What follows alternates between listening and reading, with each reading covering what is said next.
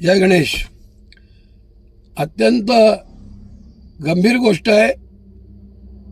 नुकतीच घर वापसी केलेली सायली सुर्वे हिचा आरोपी आतिफ तासे याने अपहरण केलेलं आहे। कदाचित तिला प्रचंड मारहाण होत असेल किंवा तिच्यावर मानसिक दबाव आणला जात असेल की तिने केस मागे घ्यावी म्हणून। तिचा ठाव ठिकाणा कळत नाहीये। तिची आई आणि तिचे कुटुंबीय तिचा शोध घेत आहेत, परंतु त्यांनाही काही मिळत नाहीये।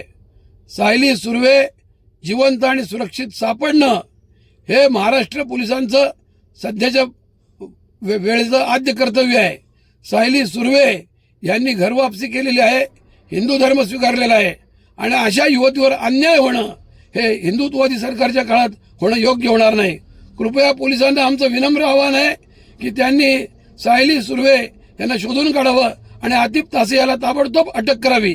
महाराष्ट्रातील सर्व हिंदुत्ववादी संघटनांना मी विनंती करतो की त्यांनी सायली सुर्वेच्या सुरक्षेचा मुद्दा हा प्राधान्याचा मुद्दा मानून त्यासाठी सर्वांनी आपापले प्रयत्न करावेत।